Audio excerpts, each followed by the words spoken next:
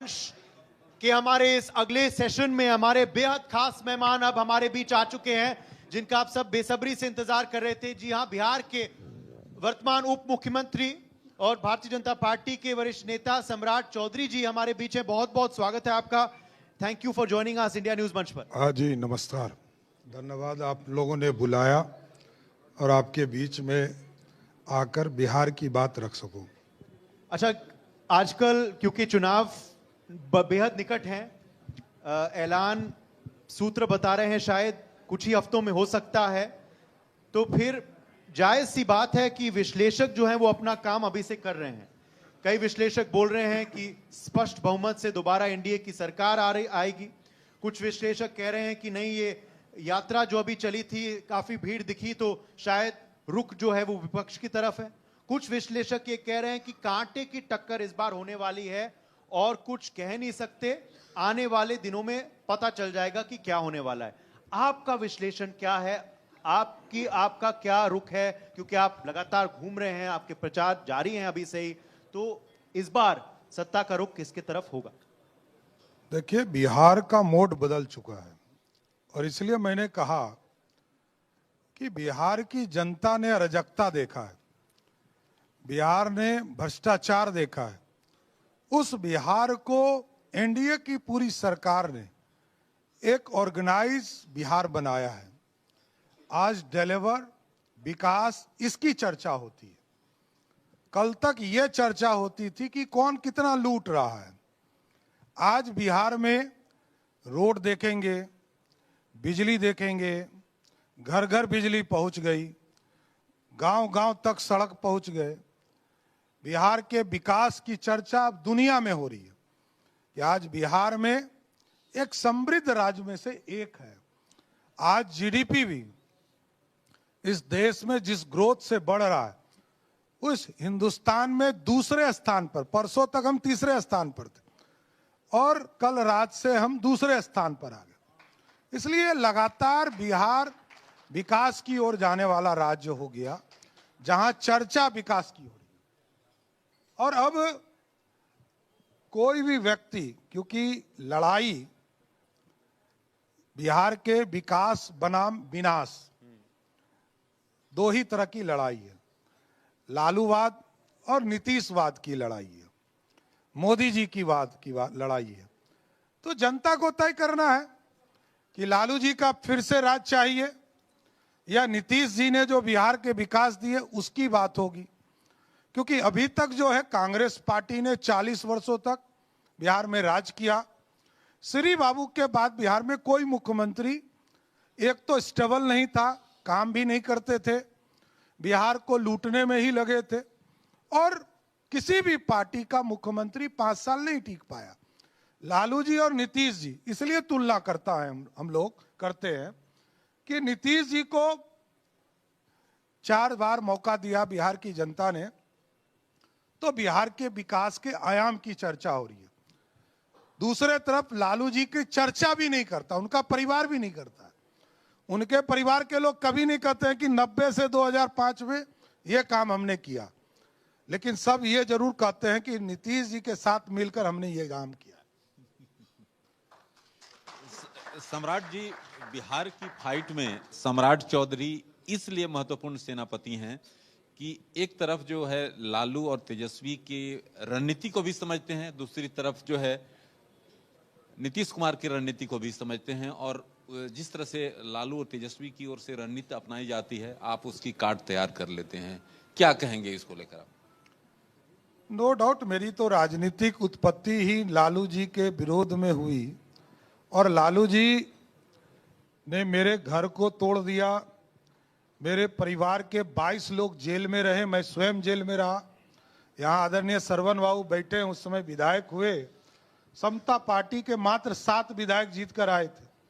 उस दौर से हम लोग देख रहे हैं, हम लोगों को तो जेल में यातना दिया तत्कालीन सरकार ने। ह्यूमन राइट्स कमीशन ने फाइन किया तत्कालीन सरकार, और लालू प्रसाद जी को माफी मांगना पड़ा मिलर स्कूल के मैदान में। वो दिन भी देखा है हमने। लेकिन बिहार, क्योंकि आज एनडीए पे जनता का भरोसा है, जनता ने देखा है कि विकास कैसे होता है और विकास की किरण गांव-गांव तक पहुंची है। अच्छा सम्राट जी, वो कौन सा मोड़ या लम्हा था जब आपने ये तय कर लिया कि अपना करियर अब बनाना है तो राजनीति ही बनाना है और इसी में अपना सब कुछ दांव पर लगा देना है? देखिए, कहीं कभी सोचा भी नहीं था। मैं फिर बोल रहा हूं, मेरे पिताजी बड़े पॉलिटिशियन रहे, लेकिन इसके बावजूद वो स्वयं कहते थे कि ये अनसर्टन रास्ते, इस रास्ते पर कोई गारंटी नहीं। कौन जनता तय करती है, क्योंकि इस देश में जनता ही मालिक है, कोई व्यक्ति मालिक नहीं हो सकता। हमारी कोई पार्टी नहीं है, मेरे पिताजी कोई मुख्यमंत्री नहीं रहे, लेकिन वो कहते थे कि ये अनसर्टन रास्ते हैं। जब मैं जेल गया और 3 साल तक मैं केस लड़ता रहा, केस लड़ते लड़ते बिहार की राजनीति 96 का लोकसभा आया, 98 का लोकसभा आया। इस दौरान मैं पॉलिटिकल वर्कर बन गया और धीरे धीरे बिहार की राजनीति में काम करने लगा और समय आया बिहार की राजनीति में विधायक मंत्री के तौर पर काम करने का मौका मिला। जनता ने भी आशीर्वाद दिया।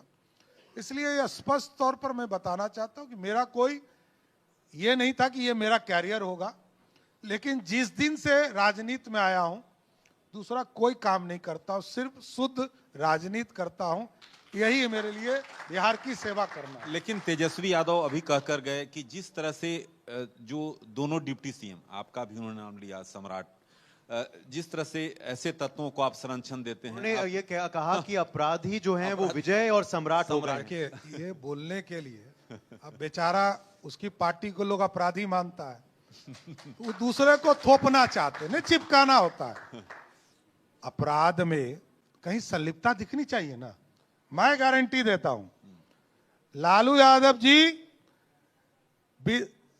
सीएम हाउस में बैठकर बिहार में कहते थे, अरे बच्चा लोग किडनैपिंग कर लिया, इसको कुछ पैसा दे दीजिए। साबुद्दीन को संरक्षण किसने दिया? तो बिहार में जितने अपराधी हैं सबका संरक्षक लालू प्रसाद हुए। जितने को टिकट आप देख लीजिए, वो संरक्षण देकर अपराधी को एमएलए बनाना, सांसद बनाना, बूथ कैप्चरिंग। उनका जीतने का मशीन क्या था? Booth capturing. नीतीश जी ने उनको विरोधी दल का नेता बनाया, नीतीश जी ने मुख्यमंत्री बनवाया। जब वो नीतीश जी के नहीं हुए तो हम लोग के काहे होंगे लालू जी? देखिए, लालू जी बिहार में भ्रष्टाचार के प्रतीक हैं, अपराधी के प्रतीक है। और एक एग्जाम्पल तो दे, मुहावरा सिर्फ बोलने से थोड़े चले। लेकिन सम्राट जी, कोई ऐसा वाकया जो कि अब तक ये मीडिया में नहीं आया हो, आप क्योंकि लालू प्रसाद यादव परिवार के भी काफी करीबी रहे थे, आप कोई जानकारी शेयर करना चाहेंगे ITV नेटवर्क के दर्शकों के साथ? ऐसा वाकया जो कि आप गंभीर आरोप लगा। मैं तो कह ही रहा हूं कि कोई सिस्टम ही नहीं था। साबुद्दीन के खिलाफ पूरी तरह बिहार पुलिस काम कर रही थी। किसने रोका? पुलिस को किसने रोका? तस्लीमुद्दीन साहब के खिलाफ कार्रवाई हो रही थी, किसने रोका? पप्पू यादव के खिलाफ कार्रवाई हो रही थी, किसने रोका? राजवल्लभ को किसने संरक्षण दिया? बिहार में अराजकता की स्थिति 2005 में थी, तो किसका राज था? बूथ कैप्चरिंग से। ये पूरा उदाहरण बिहार जानता है। आज बिहार में जितने अपराध हुए सबके संरक्षण मुख्यमंत्री स्वयं देते थे। नीतीश जी के राज में क्यों नहीं संरक्षण मिल रहा? नीतीश जी के राज में लेकिन घटनाएं तो हो रही हैं। आज अब कह के गए मंच से यहाँ से। नहीं, देखिए, अब देखिए, व्यक्तिगत झगड़ा और संगठन अपराध दोनों फर्क चीज है। ये व्यक्तिगत झगड़ा है, जमीन का लेन देन हो, या तो ये तो राघोपुर से चुनाव लड़ने वाला था, तो किसको चिंता होनी चाहिए? चिंता किसको होनी चाहिए? राघोपुर का विधायक कौन है? अरे उसको ना चिंता होनी चाहिए। तो राघोपुर में कैंडिडेट जो बनना चाहता है उसकी हत्या हुई, तो वही तो पुलिस ने कहा कि कार्रवाई होगी, जांच होगा, वो एंगल भी जांच होगा।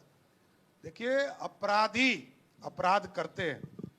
बिहार की सरकार के उप मुख्यमंत्री की हैसियत से जरूर कहूंगा, एक भी अपराध चिंता का विषय नीतीश कुमार जी ने सुशासन दिया, यहां कोई बच नहीं सकता, बड़ा आदमी तो गारंटेड नहीं बचेगा।